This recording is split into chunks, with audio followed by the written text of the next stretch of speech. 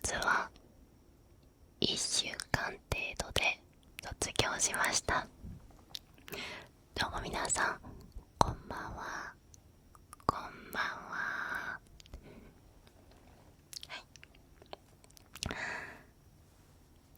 今ですね、私の髪色はミルクティーベージュになっております。いやー、金髪はね、本当にぜひ金髪のルナシを見たい方は耳かき動画を作っているので、ぜひそちらをご覧ください。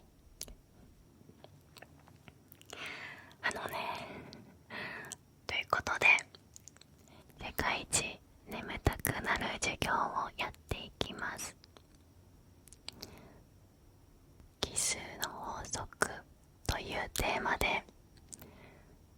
数字に隠された心理的な効果というのを行動経済学の観点から見ていきたいと思います。皆さんはすぐに効果が出るダイエット法参戦とか、今なら1箱990円といった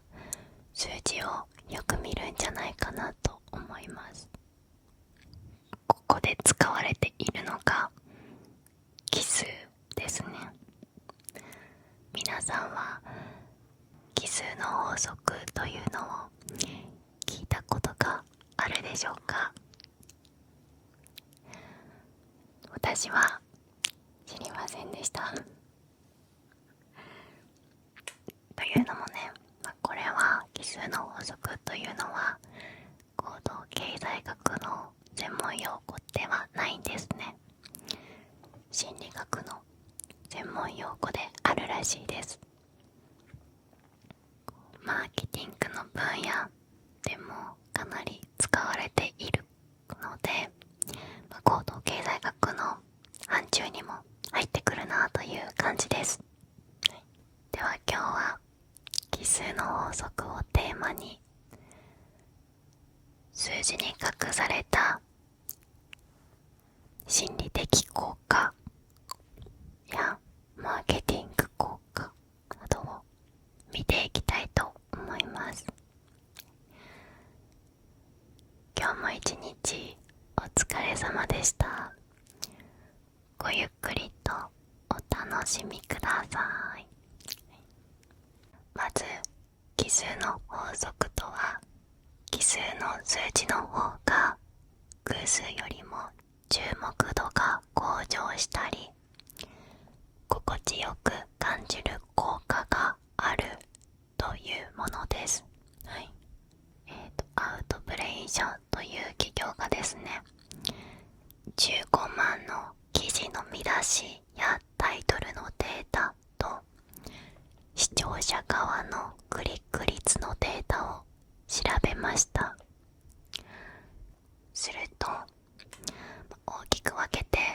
4つのことが分かったんですね。で、1つ目はこの数字の効果ですね。そもそも数字のある見出しの方が数字のない見出しの広告よりもクリック率が高いですね。で、さらに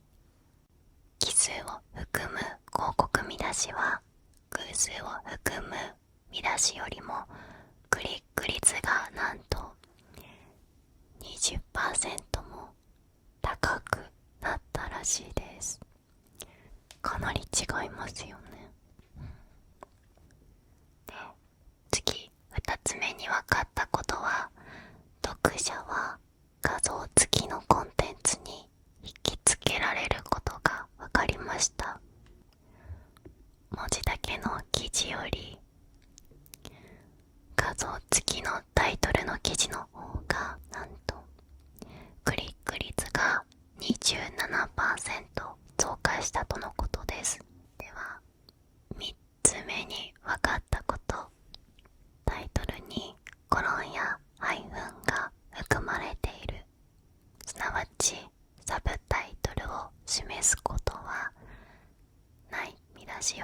99% 高いクリック率があったそうです。ただタイトルをつけるよりもサブタイトルでより詳しくその内容を深掘っている方が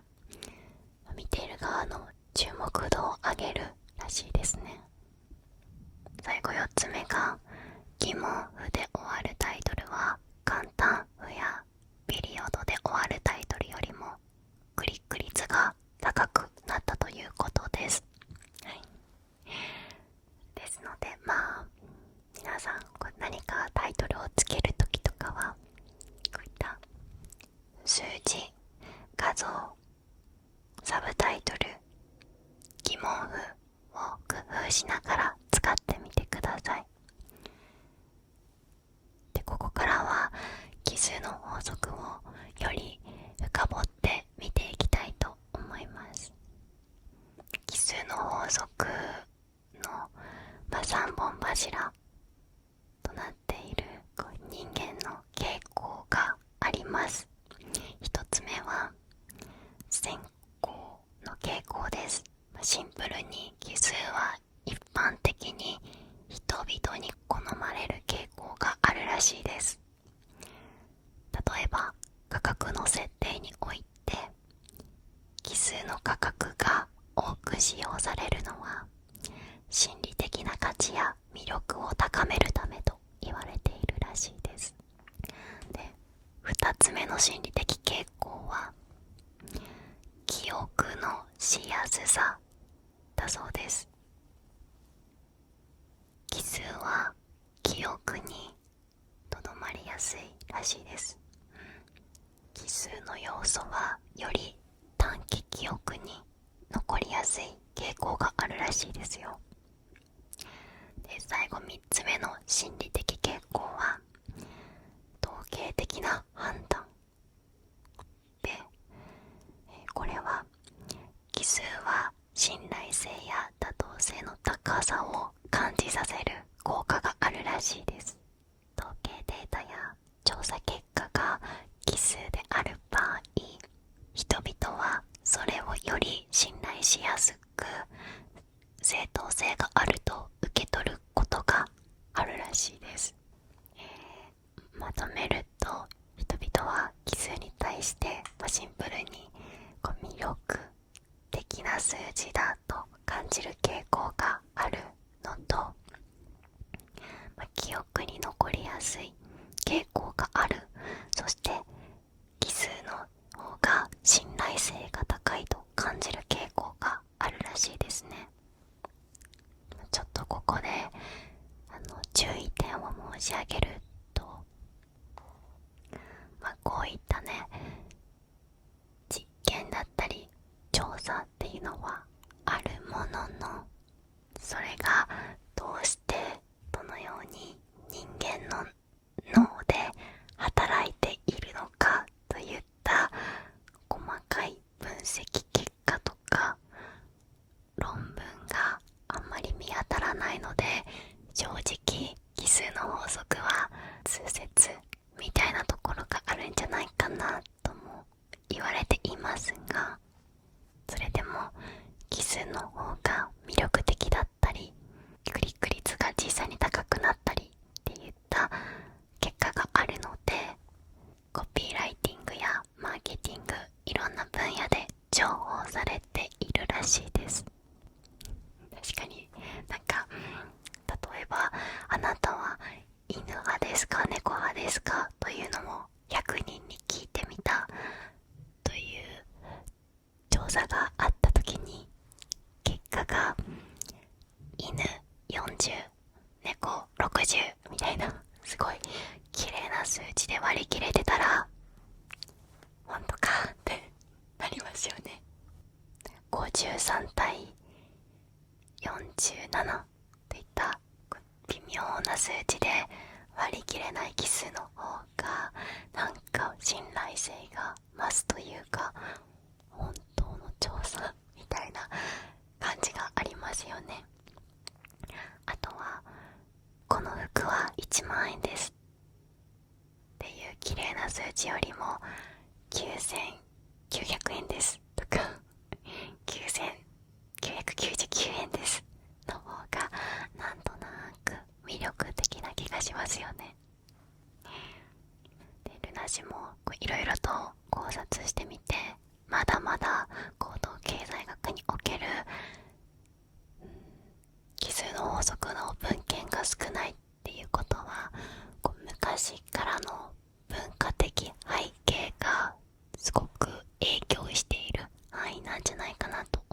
した。そこで数字に関する昔からの日本の考え方を調べてきました。大昔から数学者がいたりとか、いろんな美術デザインが数字にまつわっていたりなど、人と数字の進化っていうのは切り離せないんじゃないかなと思っています。その中でも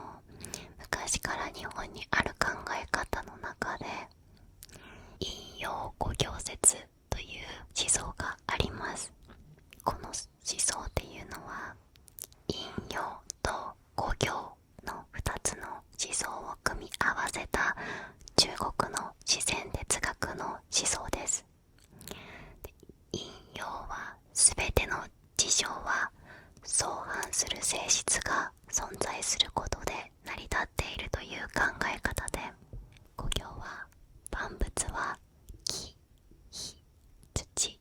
金、水の元素からなるという考え方です。この引用五行が医学、天文学などの学問やさまざまな宗教に影響を与えて今日に至ります。この昔からのこの引用五行っていう考え方はすごく日本の生活に結びついていて、そこの数字の考え方もとても影響しています。例えばですね、ちょっと待ってくださいね。ちょっと部屋が暗いから見づらいかもしれない。じゃん。こういったマークってなんか皆さん見たことあるんじゃないかなと思います。これが陰陽を表しています。黒のところが陰、白のところが陽です。例えば暗いところは夜、明るいところは太陽、昼のイメージ。暗いところは冬、明るい時は夏とか、そういったイメージでこの世の全ては相反する物事で成り立っているんですね。どちらが欠けてもダメ、バランスが大切ということです、はい。で、これ数字も奇数偶数、いわゆる相反するもので出来上がっているじゃないですか。この陽の方が奇数なんですね。で、陰のエネルギーがあるとされるのが偶数になります、はい。つまり奇数は陽のエネルギーを持っているので縁起がいいとされているんですね。例えば暦で見ると1月1日は元旦じゃないですか。1月7日は人日、3月3日は上司、5月5日は単語、7月7日は七夕、9月9日は徴用といった節句が奇数が重なり大変めでたい日となっています、はい。なんか今まで単純に今日は子供の日だ、今日は七夕だってことしか考えていなかったんですけれども、なぜこの日なのかという原点がこの陰陽五行説にあるというのを初めて知りました、はい。これはほんの一部でいろんな生活の中に陰と陽の考え方が染みついています、はい。で、とにかくバランスが大事、バランスが大事ってよく言われるじゃないですか。どのように実生活で実践していけばいいのかというと、例えば運動が陽のエネルギーだとするとヒーリング、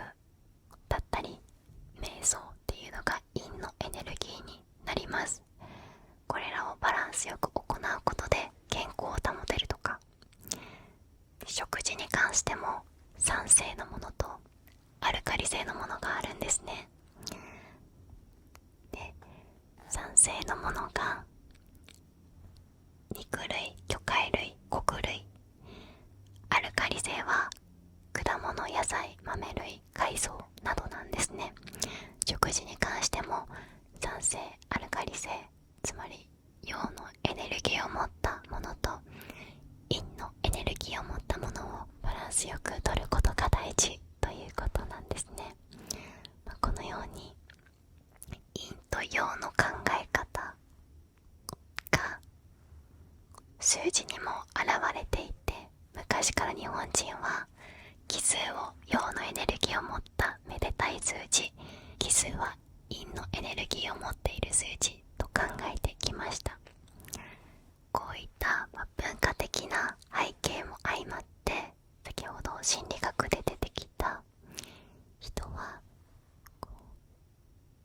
奇数の方が注目度が高まったり心地よく感じたりっていった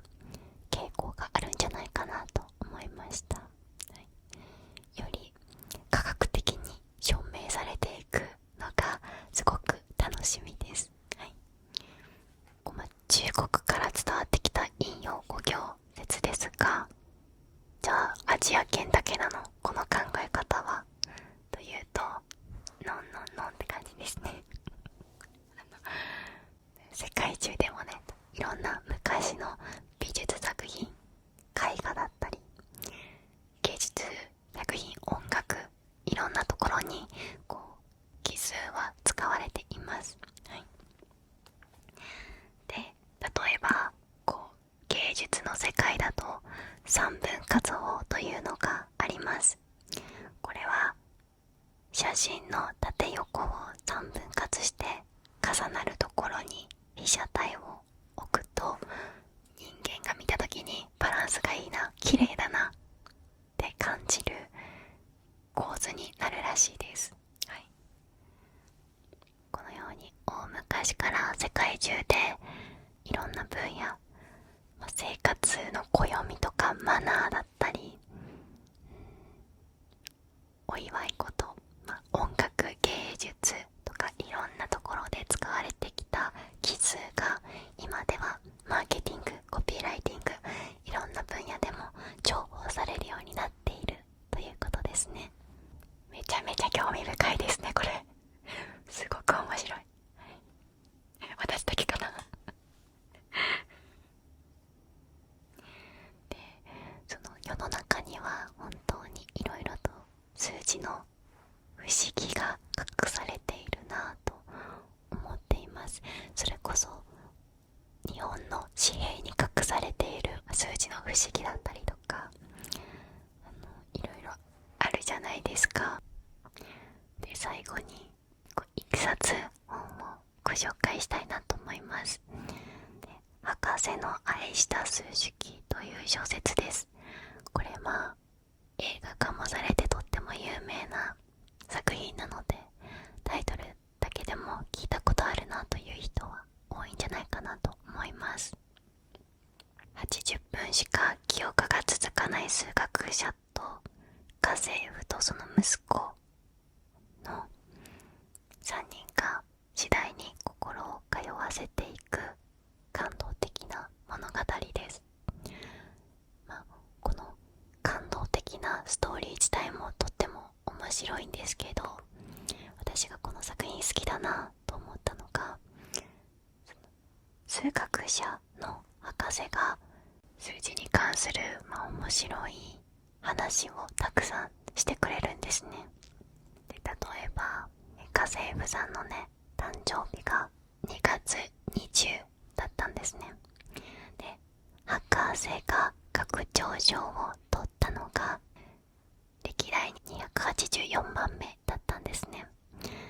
その数字を見て博士が2月20、つまり220の約数を全部並べて足し合わせていきなさいと言うんですね。そうすると220の約数の和は284、284の約数の和は220で、これが有愛数というらしいです。フェルマーだってデカルトだって一組ずつしか見つけられなかった神の計らいを受けた絆で結ばれ合った数字なんだ、美しいと思わないかっていうところですね。すごい今回は奇数を取り上げましたけど、奇数に限らず無限に数字がある中で、それぞれの数字がいろんなエネルギーを持っていたり、不思議な力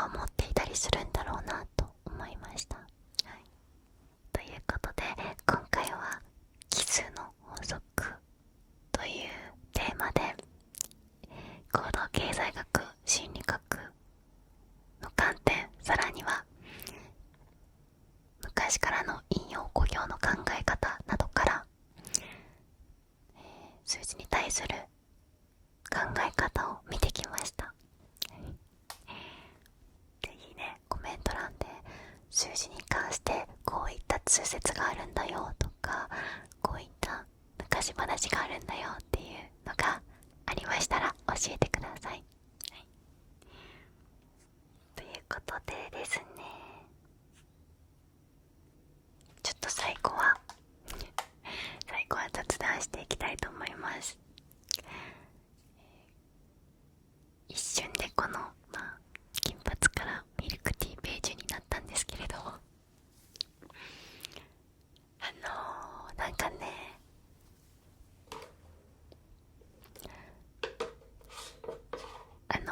やっぱり私って日本人顔だから全然ハーフにも何にも見えないじゃないですか。じゃあ日本人顔なんで金髪は似合わないっすなんかね、どう頑張っても鏡でパッと見た時に、あ、自分生きてるじゃんって全然感じなかったんですよね。めちゃめちゃ金髪って難しいなと思いました。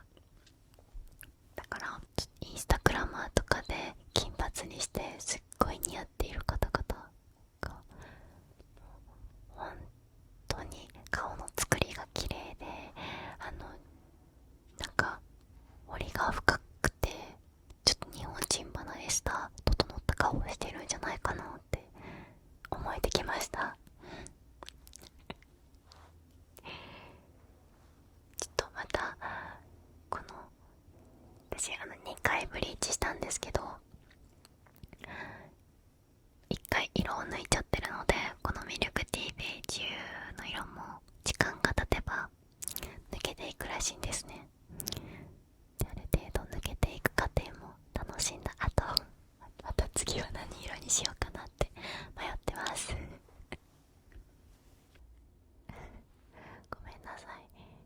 途中の雑談のところがうまく撮れてなかったので、後日めっちゃ昼間に撮り直してます。すみません。ちょっとね、話してたことがですね、髪の毛について話してたよね。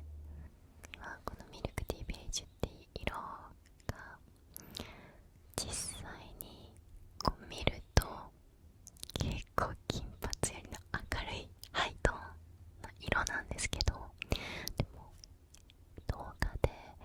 暗い感じで撮ると結構髪の毛自体も暗いブラウン系に映るなと思ってちょっとびっくりしています。でも今普通に自然光が入ってきている中だともうちょっと明るく見えるのかな。うまく撮れてなくてへこんだけど、割と比較にもなっていいのかな。で、そうで金髪の時もこの今のハイトーンの時でも思うんですけど、このハイトーンカラーだと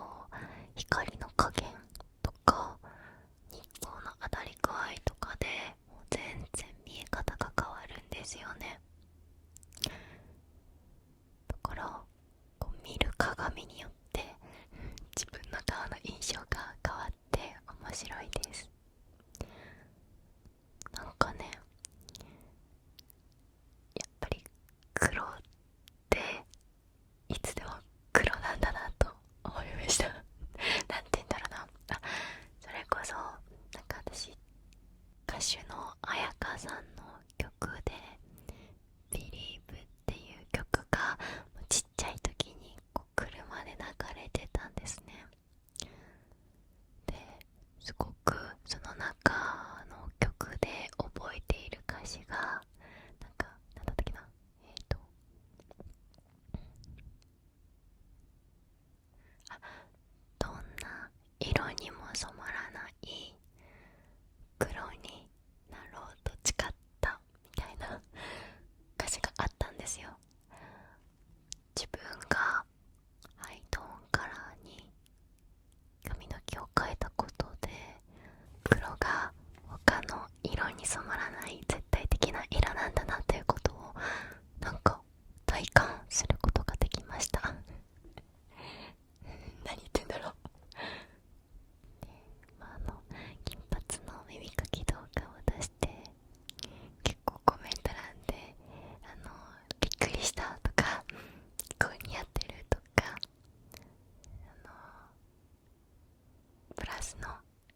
意見がたくさんいただけてすごく嬉しかったです。マジで緊張した動画投稿するときやっぱりなんかずっと黒髪できてたし、なんだろうな、自分自身も黒髪が一番好きだから、黒髪以外にする未来が来るとは思っていなかったんですね。自分で見てもすごく動画が新鮮なんですよね。すごくいい思い出になりました。はい。で、こちらのマイクがロード NT5 というマイクになっております。はい、結構いろんなASMR 動画で見るので、もうすごく憧れのマイクでした。で、使ってみて思うのが、このマイクだとすごくロールプレイがしやすいんじゃないかなと思いました。右左が完全に分かれているので、こうロールプレイ動画のように結構こっちに動いたりこっちに動いたりとかするときにマイクの位置を調整しやすいなと思いました。はい。やっぱりね、あとはね、新しいマイクを使うってなった時ってなんか必ず一発ではスムーズに使えないんですよね。で、今回苦戦した点は、ここ見えてるかな、これマイクホルダーですね。マイクを支えるホルダーの変換ネジ、それを設置するところ、ぐるぐる回すネジの大きさにもうよくわかんなくって今まではそんなに気にせず、いろんな三脚とかマイクスタンドどれもいわゆる4分の1の大きさのネジだったんですね。でも今回これなんだっけな、8分の5、8分の3だったっけな忘れちゃったんだけど、それのネジじゃんって思って、でもその8分の38分の5変換ネジって書いてあるんですよ、公式に。どっちなんだいって感じで、8分の5を買えばいいのか8分の3を買えばいいのかわかんなくって、とりあえず8分の3にしたかな。でそれでやっとハマりました。以前私 X の方でもこうUSB にはタイプ ABC とかいろいろあるじゃないですか。でそれが結構ややこしいな、なんか統一してほしいなっていうツイートをしたんですけど、新たに追加ですね。私の思うこととして、このマイクとかカメラとかいろいろと三脚とかスタンドにつける時の変換ネジの大きさ統一してくれたらすごく楽だなと思いました。なんかネットで見たら16分の1とか16分の5とかめちゃめちゃ種類ある感じですね。なんで分けてるんだろ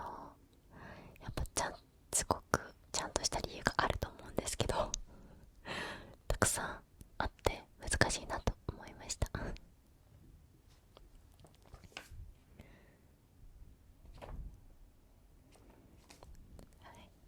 ということで、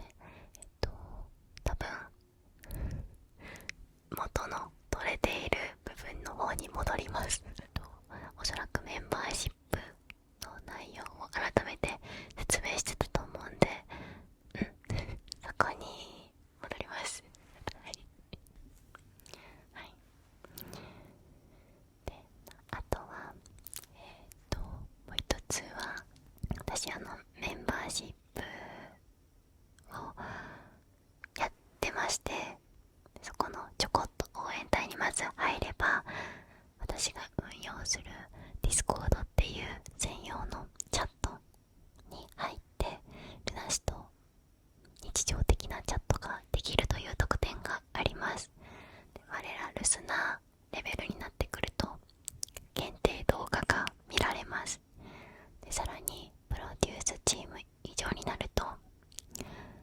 グループ通話ができます。いろんなゲームしたりとか、なんか最近ウクレレにハマってるのでみんなで楽器したりとかで、普通に雑談したりとかいろいろあるので、ぜひ興味がある方は来てほしいなと思うんですけど、いいっすね。なんかいい、あとなんか喋りやすいですね。はい、また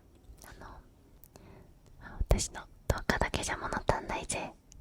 ルナシの日常もっと覗きたいぜみたいな方がいましたら、ぜひ私の